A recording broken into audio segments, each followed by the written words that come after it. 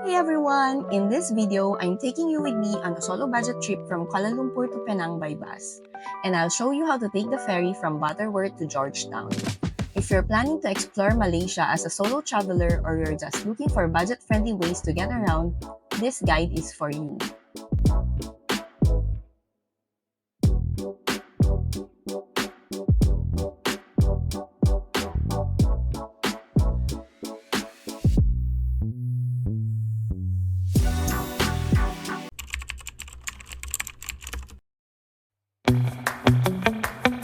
So last month, after spending almost a month in Bali, I needed to fly back to Manila for my cousin's wedding.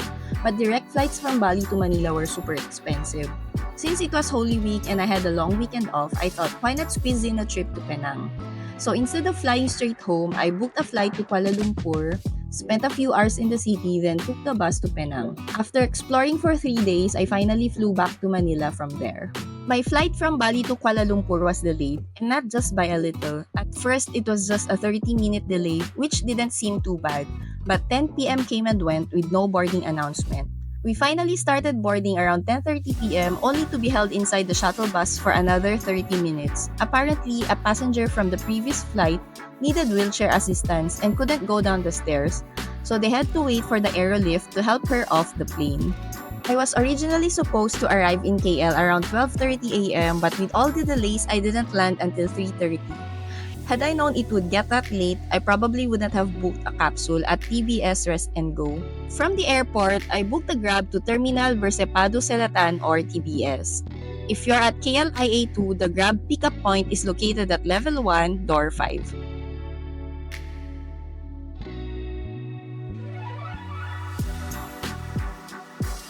Terminal Bersepadu Selatan or TBS is Kuala Lumpur's main long-distance bus terminal, and it is one of the most modern and well-organized bus stations in Malaysia. If you're planning to travel to other parts of peninsular Malaysia like Penang, Melaka, Johor Bahru, or Ipoh, or even take cross-border trips to Singapore or Thailand, you can take the bus here. TBS is directly connected to the Bandar Tasik Selatan Transportation Hub, so it's very accessible by train, especially if you're coming from KL Central or from the airport via the KLIA Transit. It is super convenient if you want to skip traffic or save on transportation costs. TBS is more than just a bus terminal. It feels almost like a mini airport. The building has 5 floors and offers plenty of amenities for travelers, including restaurants and food courts, convenience stores, shops, pharmacies, luggage storage counters, ATMs and currency exchange booths, clean toilets and paid shower facilities. I stayed at the Rest and Go Capsule Hotel inside TBS, which is a great option if you have a layover or an early or late bus to catch. I booked an overnight stay, but you can also just pay to stay for a few hours if that works better for your schedule. Okay, so let me show you what the capsule looks like. I booked this with Agoda and I paid 660 pesos, which is around 34 US dollars. So as you can see, it is quite small. It is good for one person, but I like that it has a mirror and there are sockets, so you can charge your gadgets. Also, it is air conditioned.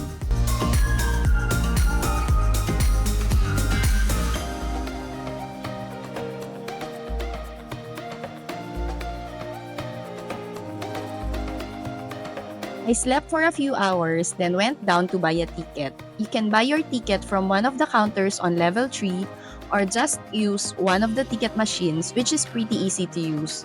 But you can only pay by cash when using the machine.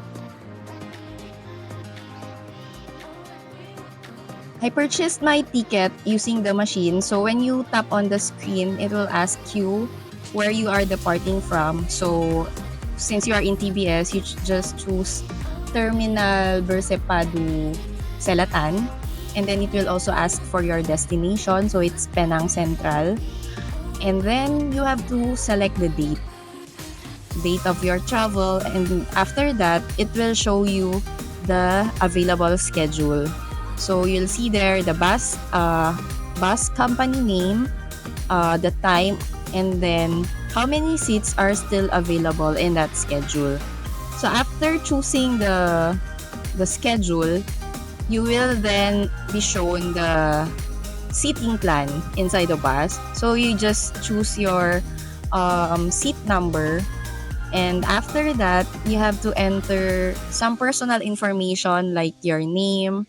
You also need to enter your passport number, and it will also ask you how many tickets you're going to purchase.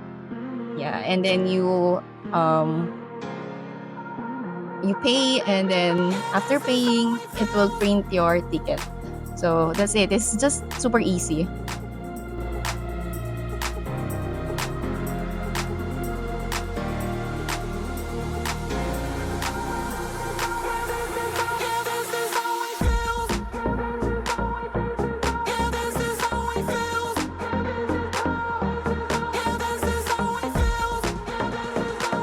So this is the ticket. It has a QR code, and then it also has your seat number, the schedule of your trip, and the gate number. You can also purchase your ticket online. If you're traveling during a holiday or weekend, it's a good idea to book in advance just to be safe. Here, I'll show you how to book a ticket using RedBus. So you just need to enter where you are traveling from and where you are traveling to. So here, I put Kuala Lumpur and then Penang Central in Butterworth, and then you select the date, and then it will show you the schedules, the bus companies, the schedule of the trip, how much is the ticket, and how many seats are available. And then when you select one, again, you will be asked to select your seat number. So it is super easy to book online, and it is good, especially if you're traveling on a holiday, but it is more expensive than buying the ticket on the bus station. Now, I will show you how to go to your boarding gate. So, using your ticket, you scan the QR code to get inside the departure area. And then you go down the escalator. The boarding gates are in level 2.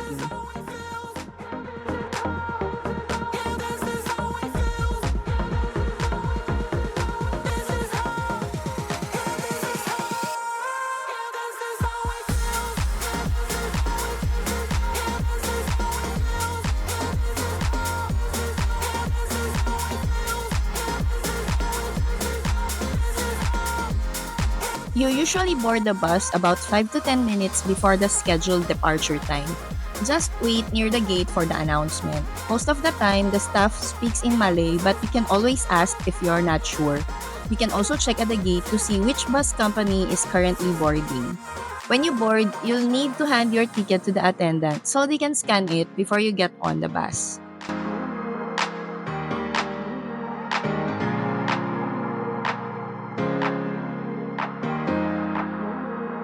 The bus I booked was a double-decker, and I got a seat on the top level.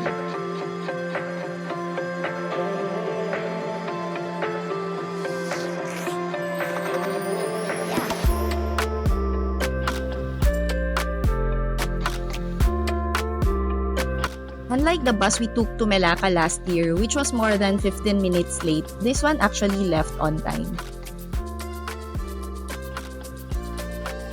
After about 2 hours on the road, the bus made a 15-minute stop for a toilet break. The toilets were clean, which is always nice when you're traveling.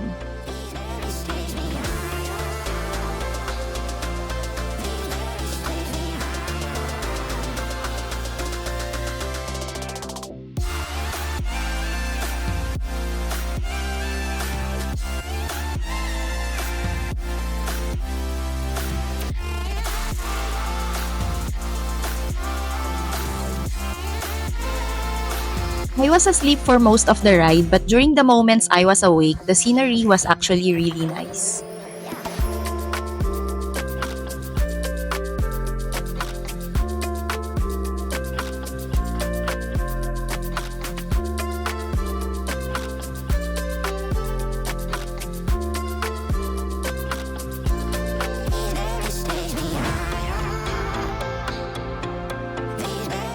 The bus terminates at Butterworth, which is on the mainland.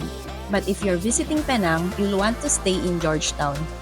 That's where most of the tourist attractions, heritage sites, cafes, street art, and accommodations are located. To get there, you'll need to cross over to Penang Island. You can take the ferry from the nearby terminal for just 2 ringgit, which is less than 50 cents US dollars. It's the most budget-friendly option and offers a nice scenic ride across the water. If you prefer convenience, you can also book a Grab straight to Georgetown, but it will cost around 36 ringgit or more depending on how far your hotel is. That's about 7 to 8 US dollars. By the way, the bus ride from KL to Penang took about 5 hours. Getting to the ferry terminal is easy. It's just a short walk from the bus station. It only takes a few minutes and there are signs along the way so you won't get lost.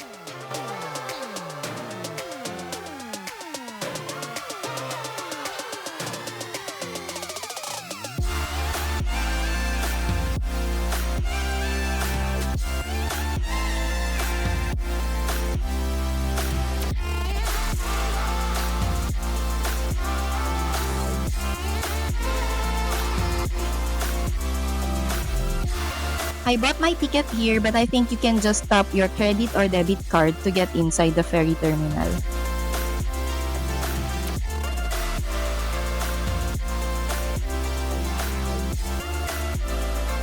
This is the ferry schedule. The ferry ride from Butterworth to Georgetown typically takes between 10 to 20 minutes depending on sea conditions and currents. Ferries operate regularly throughout the day with departures approximately every 20 to 30 minutes during peak hours.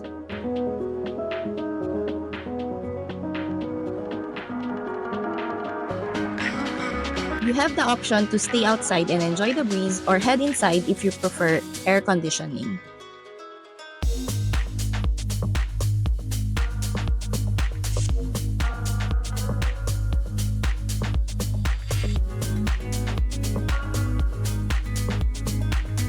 And just like that, I made it to Penang. I spent the next 3 days exploring temples, eating delicious food, and getting lost in the colorful streets of Georgetown.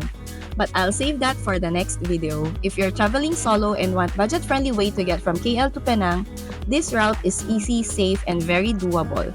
In the next vlog, I'll show you where I stayed, what I did in Penang, and of course, where I ate. Don't forget to like, subscribe, and hit the bell so you don't miss the next episode. And if you have any questions about this trip or solo travel in Malaysia, drop them in the comments below. Bye!